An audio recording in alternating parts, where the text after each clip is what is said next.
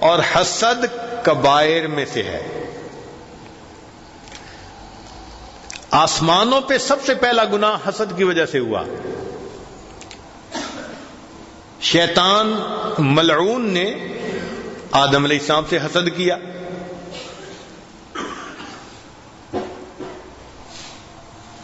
اور گناہ کا مرتکب ہوا۔ تو حسد کی وجہ سے آسمان پر پہلا گناہ ہوا، اور حسد کی وجہ سے ہی زمین پر سب سے پہلا گناہ ہوا کہ دو بھائی تھے، ان میں سے ایک کی بیوی زیادہ خوبصورت تھی اور دوسرے کی نہیں تھی، اس کو حسد ہوا اور اس نے حسد کی وجہ سے اپنے بھائی کو قتل کر دیا۔ یہ زمین پر سب سے پہلا گناہ۔ تو آسمان پہ پہلا گناہ بھی حسد کی وجہ سے، اور زمین پہ پہلا گناہ بھی۔ اس لیے نبی علیہ السلام نے تعلیم دی وَلَا تُحَاسَدُوا، تم حسد نہ کرو۔ حدیث مبارکہ سن لیجئے ذرا، غور کرنے کی بات ہے۔ لا یجتمع فی جوف عبد الایمان والحسد، بندے کے دل میں دو چیزیں جمع نہیں ہو سکتی، ایمان اور حسد۔ حسد آتا ہے تو ایمان رخصت ہو جاتا ہے، یہ دو چیزیں اکٹھی نہیں ہو سکتی۔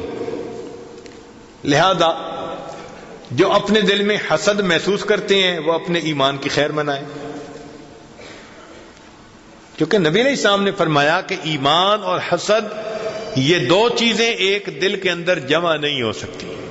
اور یہ بھی فرمایا کہ الحسد یاکل الحسنات کما تاکل النار الحطب، کہ جس طرح آگ خشک لکڑی کو کھا لیتی ہے، حسد اس طرح انسان کی نیکیوں کو کھا جاتا ہے۔ تو حسد کرنے سے اپنی نیکیاں گئی، کتنا نقصان ہے یہ۔ اور حسد کیوں ہوتا ہے؟ کہ اللہ دوسرے کو کسی نعمت سے نوازتا ہے۔ لوگوں کو مال سے حسد ہوتا ہے، حسن و جمال سے حسد ہوتا ہے، فضل و کمال سے حسد ہوتا ہے۔